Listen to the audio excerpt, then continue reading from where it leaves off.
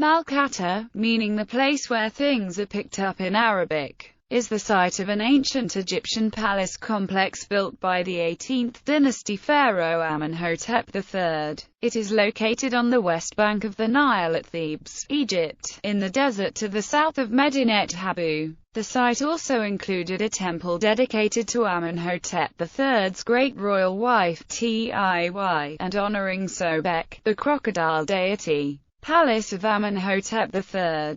There are various structures in the desert, consisting of several residential palaces, a temple of Amun, a festival hall, elite villas, houses for the relatives of the royal family, apartments for attendants, and a desert altar termed the Qom al-Samik, all of which were constructed by mud bricks. The palace was built in the 14th century BC and its ancient name was Bahai, House of Rejoicing. Originally, the palace was known as the Palace of the Dazzling Aten. Built mostly out of mud brick, it was Amenhotep's residence throughout most the later part of his reign. Construction began around year 11 of his reign and continued until the king moved there permanently around his year 29. Once completed, it was the largest royal residence in Egypt. To the east of the palace a large ceremonial lake was dug. The palace area was connected to the Nile through a system of canals, which end in a large harbour or quay, now called Birkat Habu. Layout of the palace contained many audience halls, central halls, courtyards, villas, smaller palace complexes for the royal family, and apartments for officials.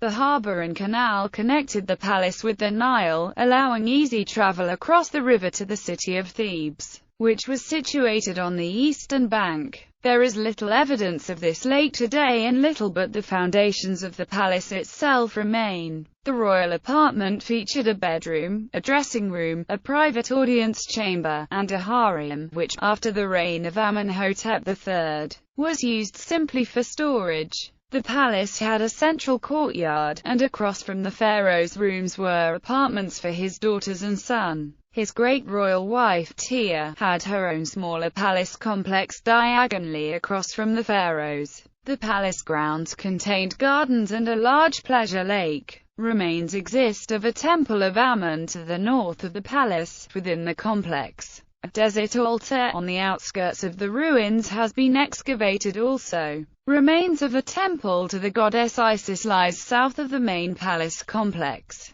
Malkata was managed by a veritable army of servants and staff. Remains of kitchens near the royal chamber have been found, as well as servant quarters. The palace resembled a complete city, with officials in charge of different sections, such as the gardens and the different apartments and quarters. Palace decorations. Fragments of plastered wall paintings have given archaeologists a glimpse of how the palace was decorated. Various paintings of the goddess Nekhbet made up the ceiling of the royal bedchamber. The walls were decorated with scenes of wildlife, flowers, reeds, and animals in the marshes, as well as decorative geometric designs, complete with rosettes. Ornate wooden columns painted to resemble lilies supported the ceilings. In the palace, archaeologists also found some paintings of the great royal wife Tiy. Rare traces of original wall paintings are still visible on site, despite the badly ruined state of the mud brick walls. History of the palace. The palace seems to have been begun by Amenhotep III in the early 14th century BC, and the site was occupied as late as the Roman-Byzantine period. Malkata was most definitely Amenhotep's main residence near Thebes, the capital of ancient Egypt, and therefore, probably his main palace in all of the country. Remains of other smaller palaces in Thebes and other cities throughout Egypt have been found,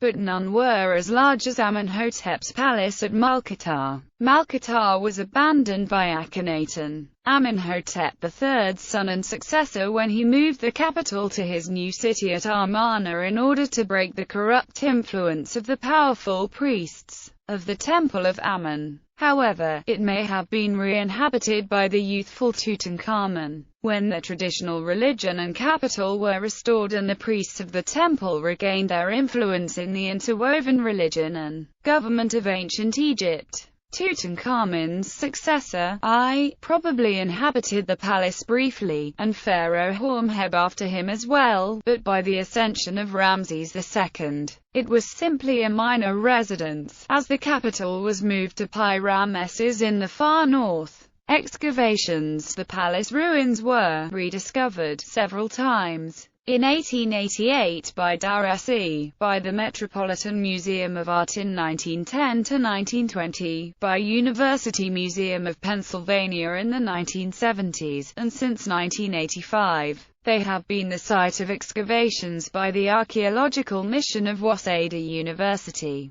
Deir el-Shelwat, Temple of Isis. Just south of the palace there is a temple devoted to Isis which was built in the Roman period. The modern name for this temple is Deir al-Jalwai. Roman settlement in cemetery. Excavations of the area by the Waseda team unearthed the remains of a Roman settlement and cemetery, finding remains from the times of Trajan and Hadrian. Malkata today. Next to the site is a modern village. Here there is a tiny church and monastery dedicated to Saint Tewodros.